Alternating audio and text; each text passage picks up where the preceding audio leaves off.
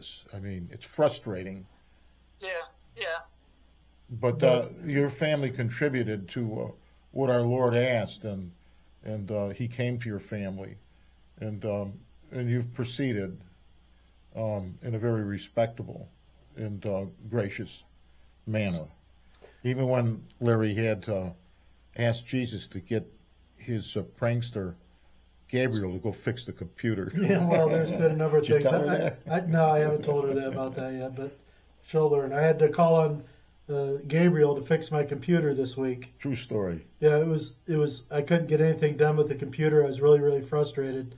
I finally tore it all apart, put it away, and I just told Jesus, said, Lord, I said, if you want me to keep working on this stuff, you got to get Gabriel to get on here and fix this piece of shit for me because it's not working.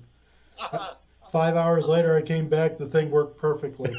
So I told Larry, I said, that's a real prayer. You know what I mean? He's not bullshitting around.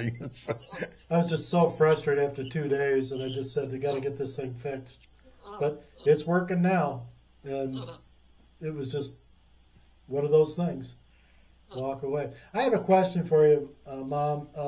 It has to do with Father Hoevel. You know, and Father Hoevel had told you when he was at St. Anne's about that event that he and I had up on the hill, and how shaken he was when he recalled it, and how you knew right then from his reaction that it was true. Father's influence on you in your life since you were like, what, 16 years old, thereabouts, when he was your high school teacher? Yeah. So thereabouts.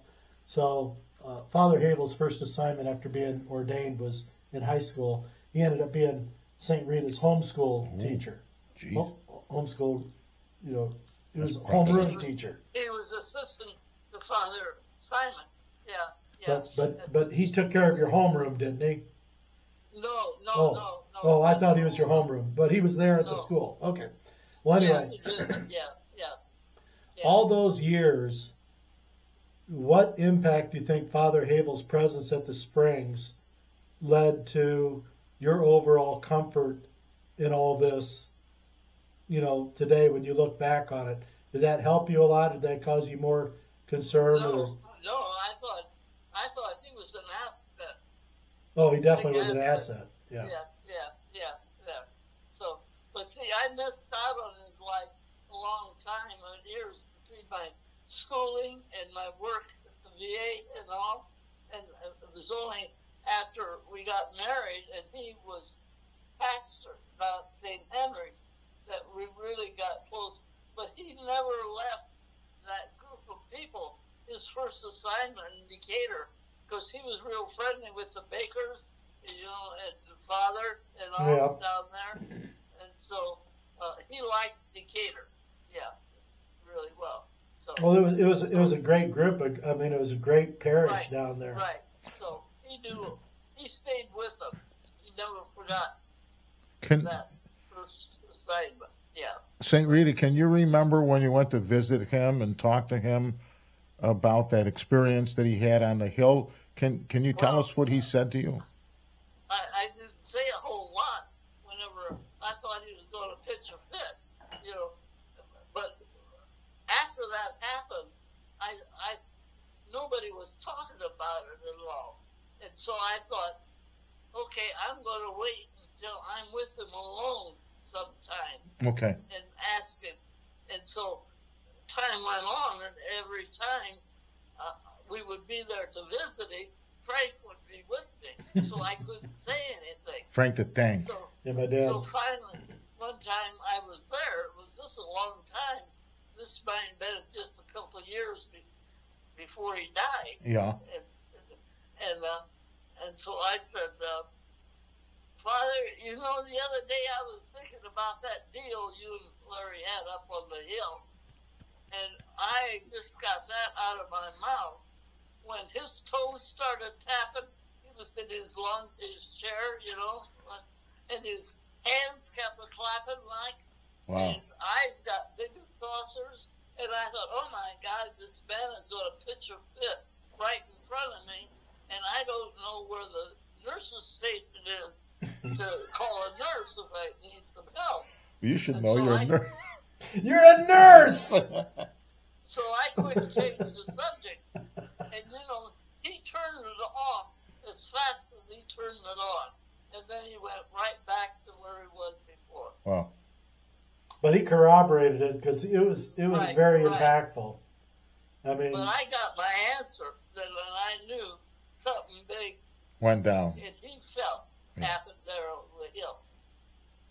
And I know from what Larry said, went on up there, he did. He was moved, yeah.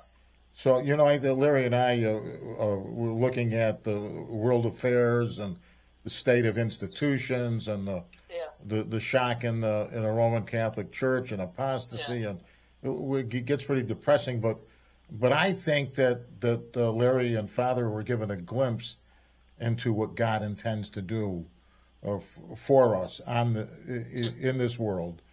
That's going to approach that kind of serenity and God being with us. But I think that deal was more for Father than it was for Larry. well, it convinced Father that I wasn't fabricating. Yeah. And but it gave me great comfort when Father said, well, what are we going to do about that? I said, do about what? He says, well, what we just heard. And I was like, you heard it too. It confirmed you too, yeah, right. Because I'd always been alone, and now all of a sudden I had a collaborator, was in on it, on the message. And he says, we got to write it all down, and we got to get it to somebody who can, hold this for us. I said, well, we got to write this all down and get it to the bishop. He says, no, the bishop won't do anything with it. He'll squash it. He knew it, yeah. Yeah, he'll never believe this. He says it has to be like a journalist. And so I said, well, what about Michael Brown? And he said, the guy that was here? I said, yeah. He says, oh, he didn't think much of him. Yeah. But he said, well, he's as good as anybody, I guess. And so we sent it to Michael Brown. He could read. I think Father could read souls. I think he knew Brown was okay to a certain extent. But right. But he didn't think he was like... Yeah, not the real guy, yeah. Right. He knew all he wanted to do was really sell books. Right. And that was not really particularly tasteful to Father Hoevel. We talked about the religious industry, a lot, how some guys will write the same book over and over again, just put a different title, like what Knipe did. Yeah. I'll take them all. Yeah. Yeah, like I was talking about how Monsignor Knipe he wouldn't do a second edition, he'd just do a new title so that people would buy a second book. He was out selling books, he'd publish the same stuff again and again, just add something new in it, call it something different. And he'd acknowledge it in the beginning because he was selling books. Did you tell your mother about the doctor that came to visit? Yeah, I did. Did you? And he said he's a lot like my older brother. These two guys should meet. Really? I was telling about the doctor that came by the other day. I was talking about, he's a natural. He's already trying to live Our Lady of America, didn't know anything about it, but he was naturally doing it, which I think is a great response. Sometimes you get these naturals that come along. They're just doing what's in them. They're not being prompted to do anything. They're just following their heart on these things. And that's like this woman in Florida I was telling you about. She's a natural. She's a player, yeah. And her husband is too. He just doesn't know it yet. He's just too busy with work. He's learning to settle down and get the jokes a little bit. So it's kind of a neat thing in my mind that this is not for Catholics. It's not for Jewish. It's for anybody who has an open heart. To these, even people who haven't been baptized. I was telling Alex that we have about half our population in this country has never been baptized. Because their parents didn't care. Their parents aren't baptized, and these kids aren't baptized, and they don't have any ideas. They're just godless. They think they have to be nice to each other. They think that's that's enough. Yeah, right. Welcome to heaven. But it's not. You have to pay attention to the nature of things. Yeah. And they're trying God to. has his own laws. Yeah. Right. And to deny that is to fall prey to the problems that comes in. So. Yeah. And this woman's been living with this for almost 100 years now. Probably 90 of them being aware of good versus evil. When was the first time you ever noticed something was really evil in your life? When you said, that's bad. my stepmother. Yeah. That was a tough one. Yeah, that was in your face. Yeah. That wasn't right. No. And I don't think she knew. Yeah. You think she was? Do you think she was just too scared, or? Do you think she was scared? Yeah. Probably some, especially while we were there, while the kids were there. What kind of Once a we were gone, then she was free. what kind of a burden did she place on you kids? Comes to mind. Well, she didn't abuse so much. She hit Jeanette. Jeanette got mad at her. And of course, you know, when we were kids, we believed the parents were smart and they had all the rules. Yes. And what they did was right. Correct. So when she came along, we treated her the same way as we did Mom. Sure. But Jeanette would buck her, and she didn't like that. And so she got mad at Jeanette, and she was taking a clothes hanger one time and was hitting her. And Jeanette said, "I will not cry. I will not cry." She wants me to cry. And finally she said, "She's not going to stop till I do cry." So I started crying, and I said, "I'm going to tell Pop on you." And Hoosie quit right then. Wow. And she thought, "Oh my golly, I've got power." Right. We never knew we had power. Yeah. Wow. So, yeah. And so afterwards, when we told him things, he said, I never knew. Because he was outside working all the time Sure. on the farm. And we were inside with her. So, Right. Yeah. The stepmother, the sort of the Cinderella thing. Oh yeah.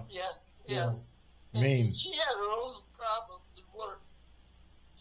She came there with a 2-year-old and had no means of income.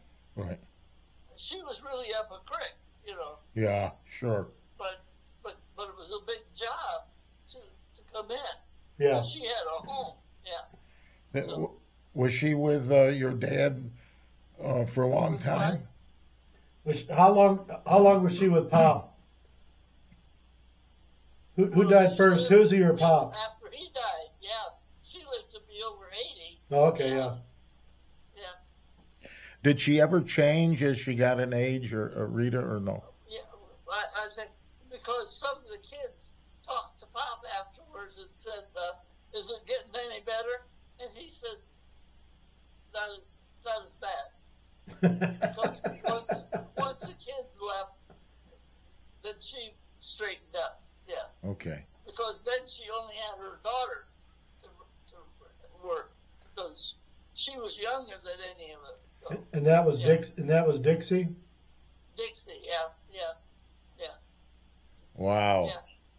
Yeah. Rita, She- what is your maiden name? Brown. Brown. Braun. Braun. Oh, that's Yeah, with the Brown. governor. Right. We're third Oh. cousins with Mike Brown. Okay. All right. That makes sense. Yeah. Her uncle is Mike Brown's grandfather. Wow.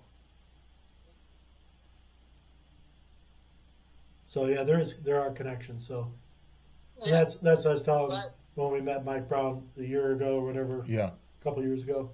I told him. He says, "Oh wow," so he knew about the Adams County Browns and he knew the connection. Did he? But we're like third or fourth. I mean, it's a lot of Yeah. steps out. Okay. But yeah, it was. We were notorious.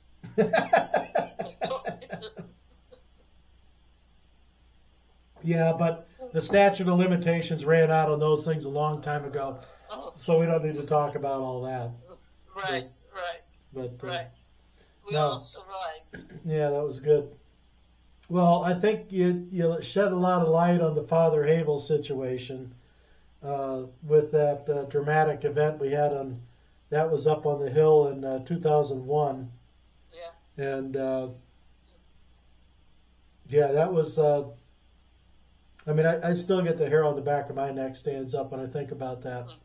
I couldn't believe how quick he turned it on, and then he turned it off just as fast. Yeah.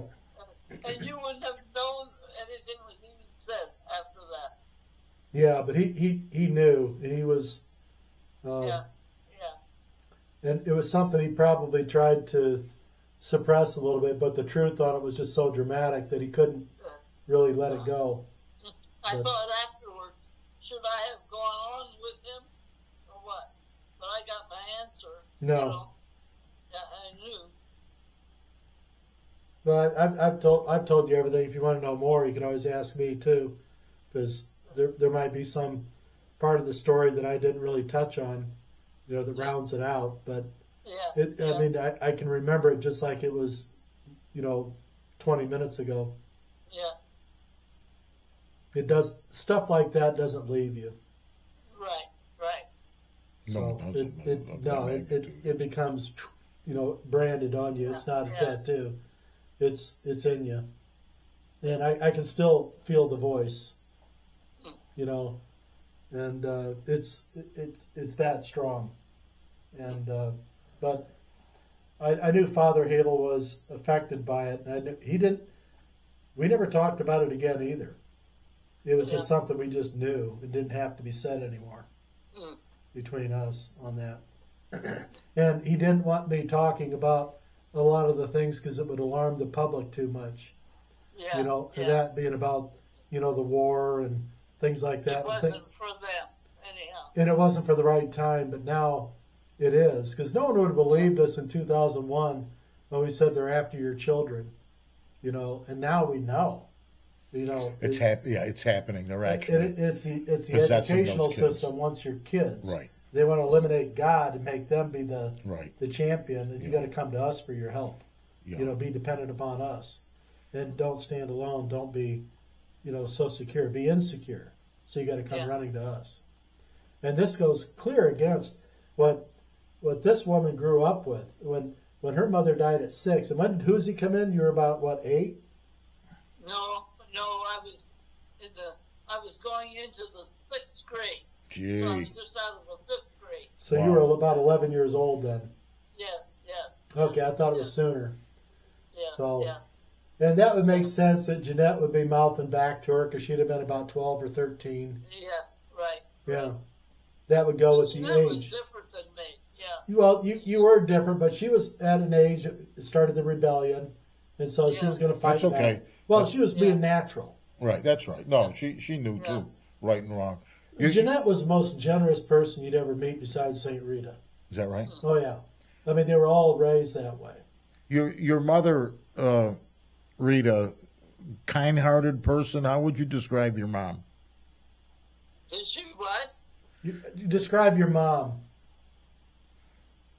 What you remember of her when you were 6? I didn't think about it, but she was smart. I can't believe all she did.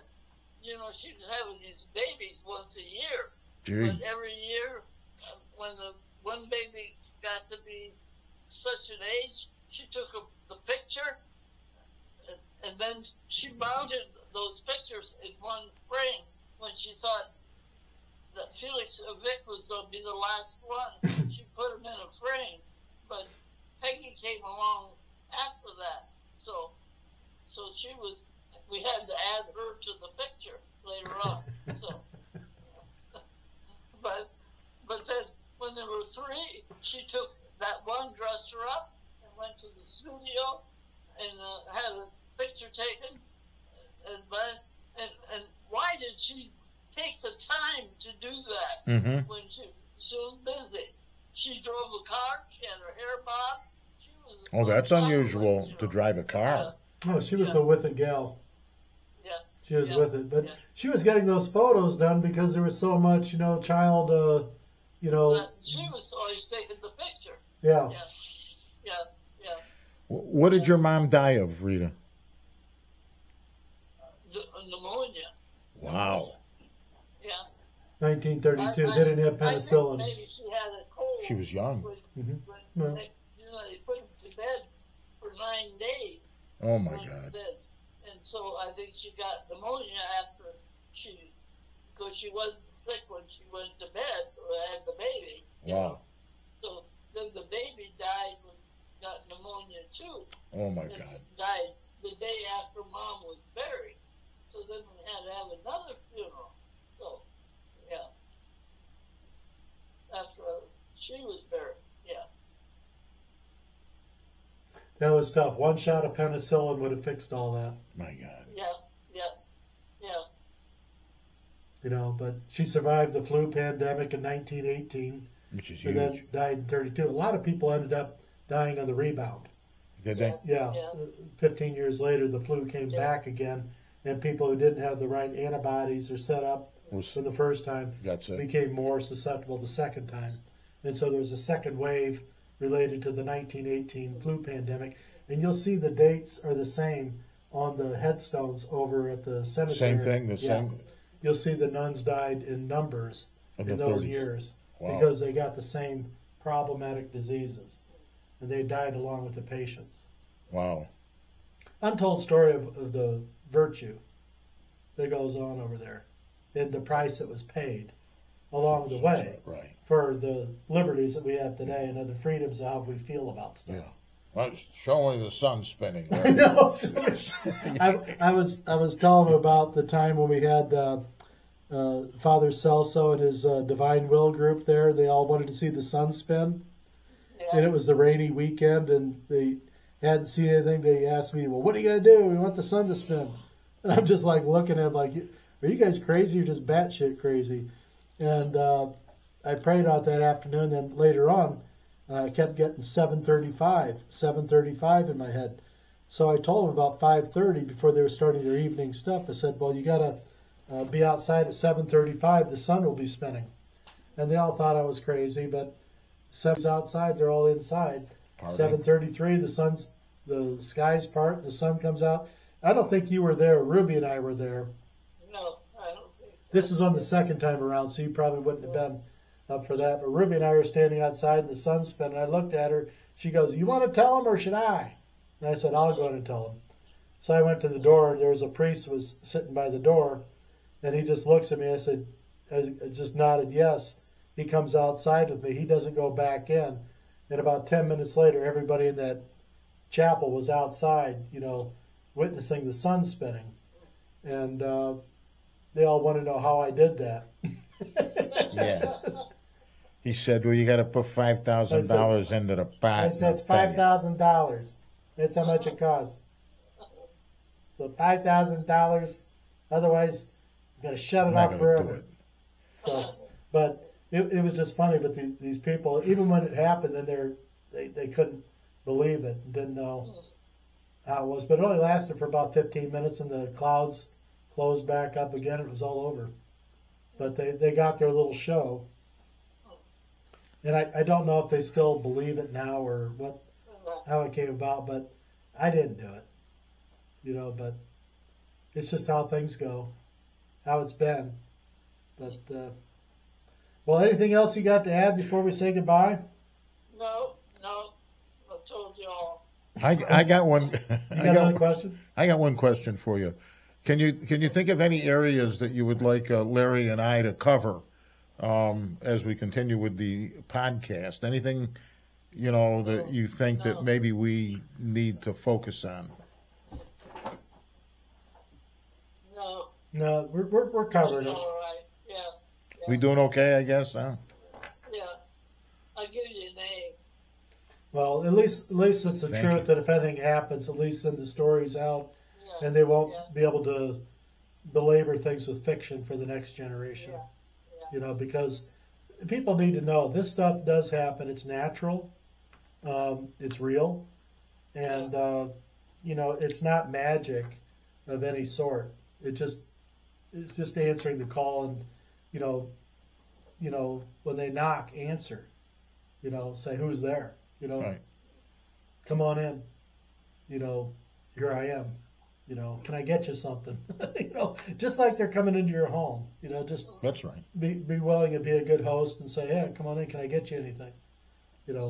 It's not that unusual. And it's much more, I think, casual than a lot of people want to make it out to. I think a lot of times people make it more difficult than it needs to be. You know, they try to put more strings on it, more expectations. And I think then they miss the good stuff because they're too worked up. Yep. You know, too tight. They can't relax and be in the moment. So, all right. Well, love you, St. Rita. We, you know, think about you a lot. You know that. So, Keep the faith. well, no, can we? I don't think we can sell it, so we might as well keep it. Okay. All right. Love you. See you later. Okay. Bye. All right. Bye-bye.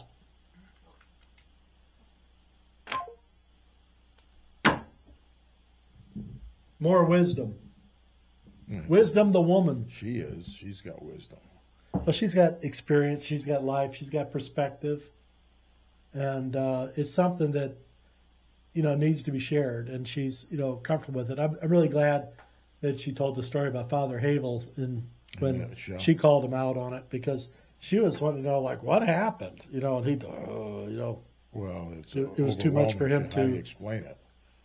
And how do you explain something like that and not come off as looking like you're, you know, the batshit crazy one? You know, and right. I mean, I've been called crazy for the last 25 years. You know, to fight that whole thing. Yeah. Well, I just say, well, you know, you don't know what you don't know. You know, what would you like to know? I'll try to explain it to you better. So I'll try to use smaller words and talk slowly so you understand. But even sometimes that's not enough for them. Well, they say, you're just making it up to make money. I said, well, I'm doing a really bad job of it then. You're making much money. It'd be nice if, you know, I've got plenty of money here to, you know, go around. How much would you like? It never ends up in the. That was the question you asked me. Is there any money in it? Well, that was on the trial. We had Alex on the witness stand. I called him because of his work with the Shroud of Turin, and they were trying to say that this is all about money, and they wanted to sue us for $30 million and blah, blah, blah. You owe me this. And I said, I don't know you a damn dime, lady. You know, if anything, you owe me. And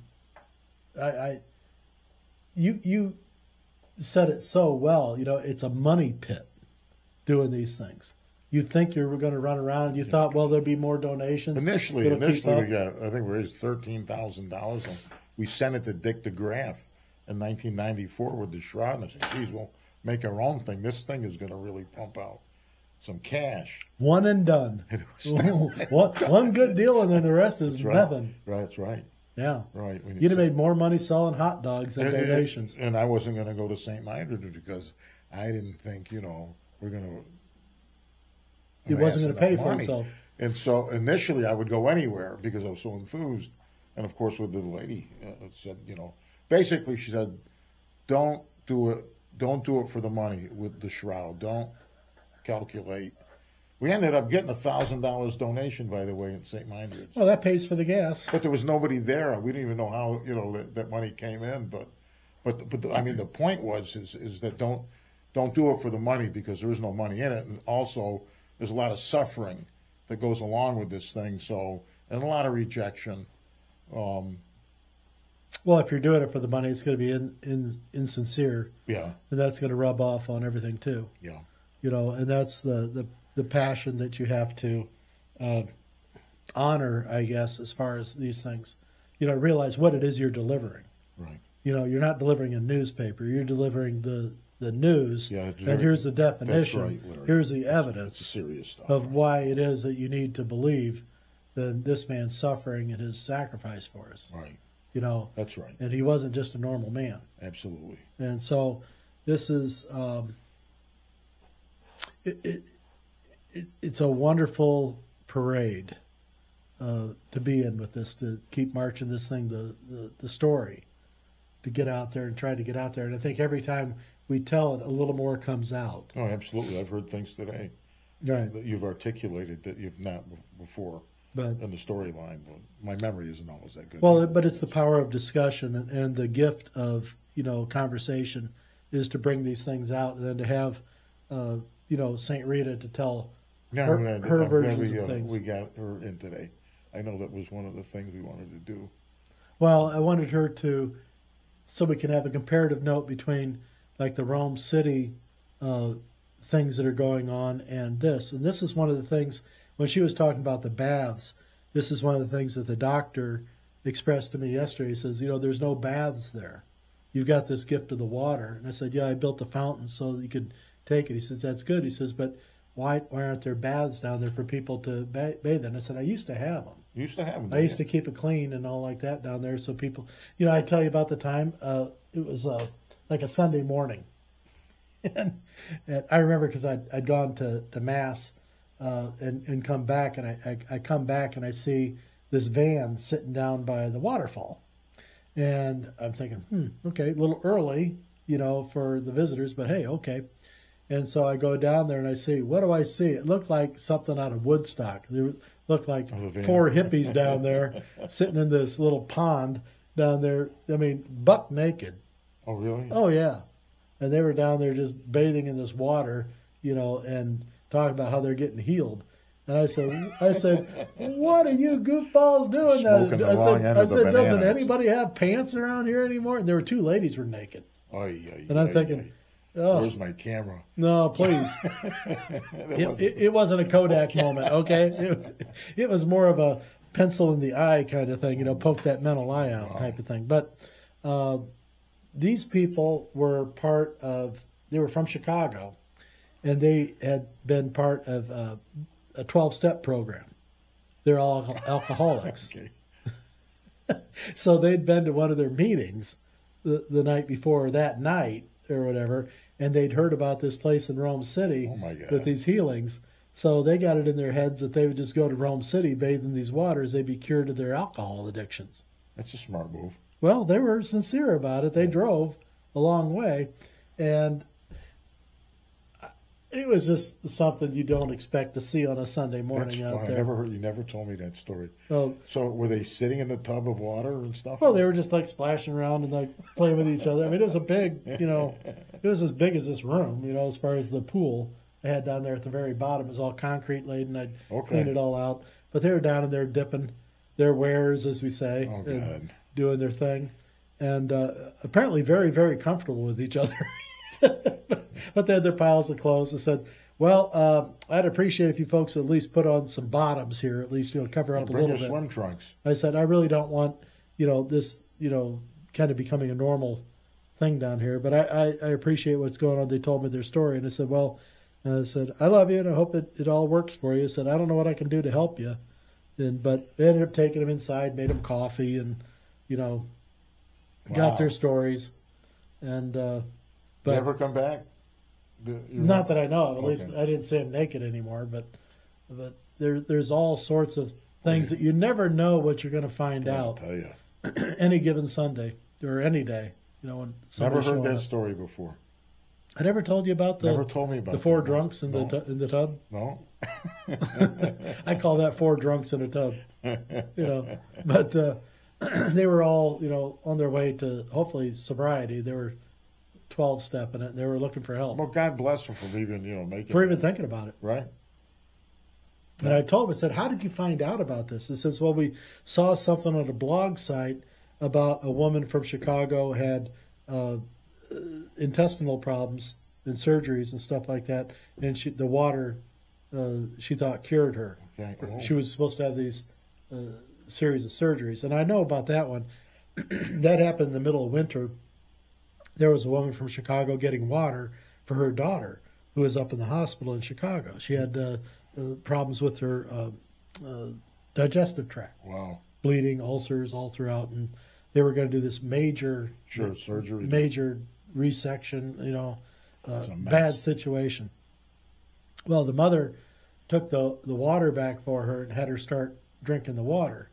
Well, they canceled her surgeries. They didn't have to do the surgeries. Her situation healed itself naturally. That quickly? Well, within a matter of days. But yeah, is what they told me. Huh. And they talked about that. Well, these folks saw this on the blog. This lady made. Let's go. Said, we got to go. I'll bet they are healed. I'll bet that they're healed of their... Well, I hope they don't own a bar, but right. But I hope they're, healed. And that's been, 20 years at least, if not more.